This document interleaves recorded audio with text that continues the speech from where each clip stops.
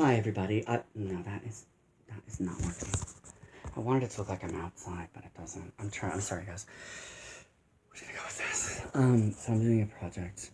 Well, I started a project yesterday where I'm doing a reading on the New Testament because I'm a new Christian. I'm trying to just experience it that way. But I'm also doing this project, which is what you're doing right now. And this is another cold reading series. I'm sorry, I'm doing my laundry. That was the dryer. I wanted to do these all outside, but I watched the first video I did, the first reading in this series, which I should just tell you about before I get to it. So I'm doing a cold reading of just a regular book I wanted to read. You can start with the first one. So the book I'm reading is important to you know. It's called I Want to Go Home. Is that reversed? So I Want to Go Home, and the author is Gordon Corman. It's about two young boys. And so go back and start. We're going to go right into it. I've launched the paper. And we're just still in chapter 1 here. And then I'm going to go... God, love me how far. Let's see. This whole chapter's 12 pages. Oh, God. There's a stopping part at page 7. We're just going to do 3 to 7. Let's go for it. And I just want to keep this characters going. I'm a bath at night. The large silver motor launch chugged loudly up to the island dock. Scraped against the old tires that covered the wood. The driver skillfully threw a rope around a post and secured the boat. He turned to his 9 young passengers. Well, we're here, kids. Camp Algonquian Island. Everybody out. There was scrambling and happy chatter as 8 of the boys heaved themselves and their luggage out of the launch. Once on the dock, they scattered, heading for the assorted small buildings on the island. There were welcoming shouts as boys already there ran to greet the new arrivals. The driver glanced at the lone passenger still seated at the rear of the launch. Hey, what are you? Hey, what are you, asleep or something? We're here. So, I see. The dark-haired boy observed glumly.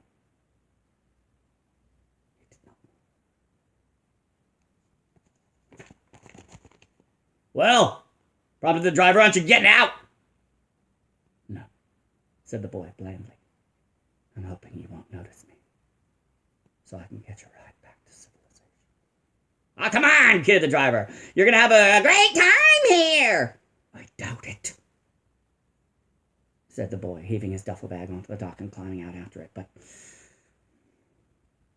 thanks for the thought.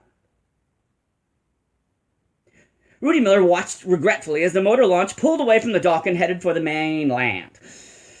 There went his last link with the outside world. Like it or not, and he did not like it.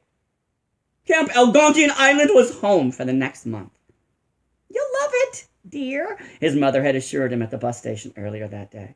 The sports facilities are the best available, and there will be so many other boys your own age to play with. Well, the latter was certainly true, at least. He kept on the bus and over on the launch while 8 others, and there were hundreds more, swarming all over what he could see of the island. Everyone obviously delighted to be here.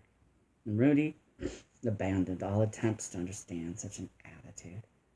He was here thanks to the school guidance department. Thanks, but no thanks. Thanks, but no thanks. Guidance should stick to timetables. Thanks, but no thanks. Guidance should stick to timetabling and stay out of other people's heads. An athletic young man with a clipboard looked up and grinned into Rudy's face. Hey, here you are, the nice guy from the launch.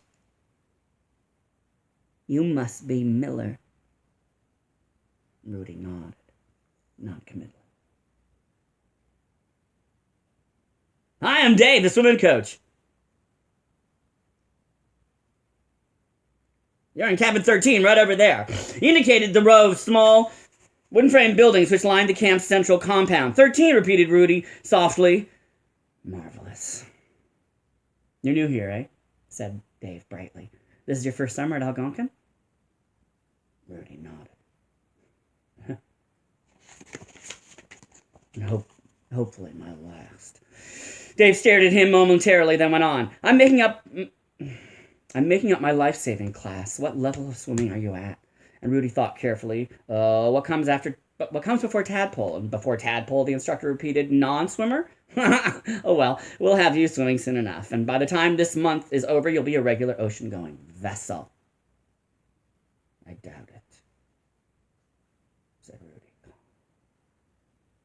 He slung his duffel bag over his shoulder and walked across the compound along one of the many worn paths, this one leading to cabin 13. Standing in the doorway was another athletic-looking young man dressed like Dave in an Algonquian t-shirt, shorts, white socks, and track shoes, and sporting a whistle around his neck. On his face was Dave's elaborate grin. Rudy looked back at Dave, and then, what? On his face was Dave's elaborate grin. Rudy looked back at Dave, and then again at the counselor of cabin 13.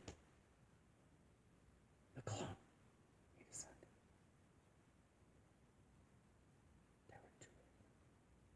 Hi there, the clone greeted him with a hearty slap on the back. I'm Chip, your bunk counselor. What's your name? Just put me down as anonymous. Put me down as anonymous, said Rudy. Undaunted, Chip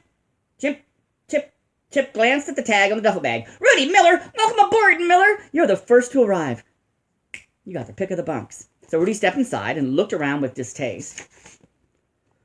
Oh my God, I'm going to stop there. No, we're going on. There were, one more page. There were 3 double-decker bunks, beds in a line on each side of the room, and a small private bedroom at the front. Just inside the door, Rudy went into the private room and sat down on the bed.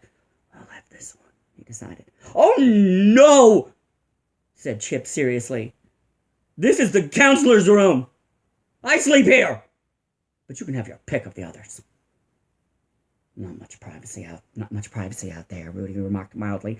Hey, you don't need privacy. We're all going to be one big happy family and we're going to have lots of fun. Rudy glared at him, shook his head resignedly, and walked out of the small room. Once again, he surveyed the bunks and selected the lowered bed in one of the far corners, stuffed his double underneath, and threw himself down on the thin mattress. That's right, Chip said approvingly. You just make yourself comfortable. I'm going to stand outside and greet the rest of the guys. And he stepped out the front door. Rudy looked around thoughtful. Soon the other bunks would be occupied and the room would be burgeoning with bodies. He stood up and pulled the sheets off the bunk directly above him, then stuffing the ends in under the upper mattress, he let the sheets fall to the floor, completely draping his own bed off from the rest of the room. He crawled inside, dragging his duffel bag with him. Behind the sheet there was a flurry of activity, then a hand appeared and affixed a neatly lettered sign to the drape by the means of a sticky band-aid. It read, "Do not disturb." Ah, he thought, lying down in seclusion. Privacy. Pulling a portable CD player out of the duffel, he placed headphones in his ears and set the volume to max. And that is... We're not even out of chapter 1. That was up to page 7. So I'm going to stop there, and we're going to just power through, but not right now because I need a break. So that is I Want to Go Home. We're in chapter 1. That was reading from that page. So enjoy it. I hope you do. And I'll be back with more because I'm excited to see what happens. I hope you are too.